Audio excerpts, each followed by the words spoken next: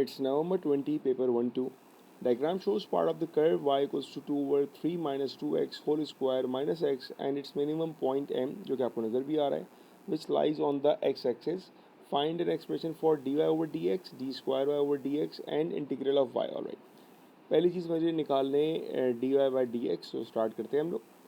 So we have the function y is equals to 3. अच्छा ये मैं अगर ऊपर लेके जाऊँ उसको, सॉरी 3 नहीं है 2 है ये, 2 bracket 3 minus 2x with the power minus 2 और माइनस एक्स अपनी जगह. ठीक है, अब स्टार्ट करते हैं इसको हम डेरिवेट करना. तो d y over d x that means y prime is equals to, पहले पावर लिखेंगे दैट मीन्स माइनस 2, फिर पावर में से 1 माइनस किया 3 minus 2x which is minus 3, और फिर जिस फंक्शन में पावर है उसका डेरिवेटिव, सो माइनस 2x का डेरिवेटिव आ जाएगा मेरे पास नेगेटिव 2 और माइनस एक्स का डेरिवेटिव आ जाएगा minus 1.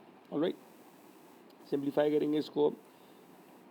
Minus 2 into minus 2 is 4, 4 2s are 8 divided by 3 minus 2x with the power 3 and minus 1 that is first derivative y prime. अब जब सेकेंड डेरिवेटिव निकालना स्टार्ट करेंगे तो अब मैं दोबारा y प्राइम में इसको ऊपर लेके चला जाऊंगा. 8 into 3 minus 2x with the power minus 3 minus 1.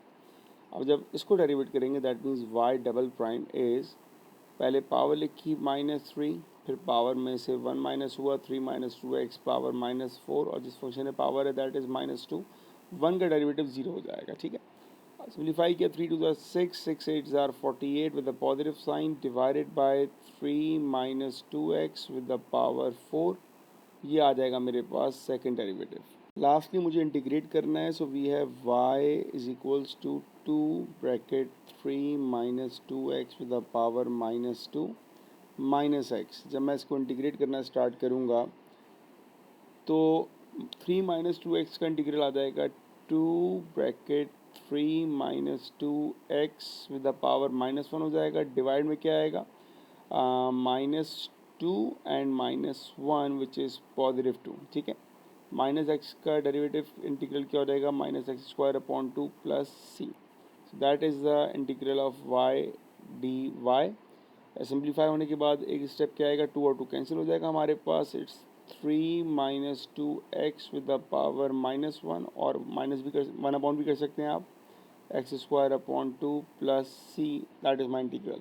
तो ये आपके पास फर्स्ट पार्ट के तीनों आंसर्स आ गए. इसको मैं मज़ीद सिंप्लीफाई करूँ तो ये इस फॉर्म में आ जाएगा. ठीक है, minus x square upon 2 plus c, ये आपका फाइनल आंसर काउंट हो जाएगा.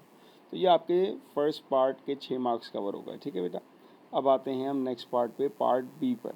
पार्ट बी में क्या कह रहे हैं, find by calculation the x coordinate of M.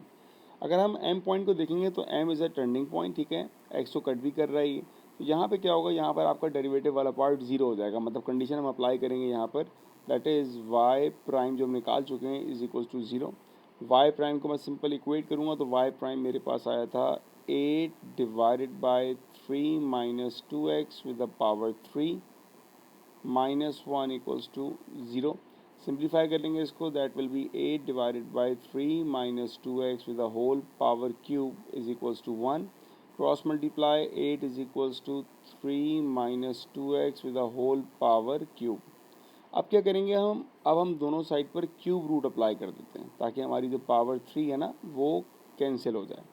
तो 8 का क्यूब रूट होता है हमारे पास 2 is equals to 3 minus 2x. Simplify करते हैं, 2x is equals to 3 minus 2 is 1 and x is equals to 1 divided by 2. तो जो m पॉइंट होगा उसके कोऑर्डिनेट्स क्या आ रहे हैं आपके पास, 1/2 और उसका y कोऑर्डिनेट 0 होगा. लास्ट पार्ट में क्या कहा है आपसे, find the area of the shaded region. अब एरिया के लिए मुझे इंटीग्रेट करना है और लिमिट्स कहाँ से कहाँ तक होंगी, from 0 to m. Alright, integrate हम यहाँ कर चुके हैं इसको, हमने खाली लिमिट्स अप्लाई करनी है. तो मैं सिंपल वर्किंग स्टार्ट करूँगा अपनी एरिया के लिए. So area is equals to, integral part क्या है हमारे पास, it's 1/3 minus 2x minus x square upon 2 और c नहीं आएगा क्योंकि अब हमारे पास लिमिट्स आ रही हैं 0 से लेके x कोऑर्डिनेट निकाला हमने 1/2. लिमिट्स अप्लाई करेंगे इसमें. अब लिमिट्स अप्लाई करने के बाद सारी वर्किंग मेरे सामने आ गई है, ठीक है। डायरेक्ट मैंने वैल्यू प्लेस करी है एक्स की। अच्छा, यहाँ पर ध्यान रखिएगा कि लोअर लिमिट जीरो नहीं होगी। जब यहाँ पर मैं लिखूंगा 1/0 तो 3 बचेगा, ठीक है ना। ये जीरो हो जाएगा, लेकिन यहाँ पे 1/3 बचेगा, ये ध्यान रखिएगा। तो जो आपका फाइनल आंसर आ रहा है दैट इज़ 1/24, ये आपका फाइनल आंसर।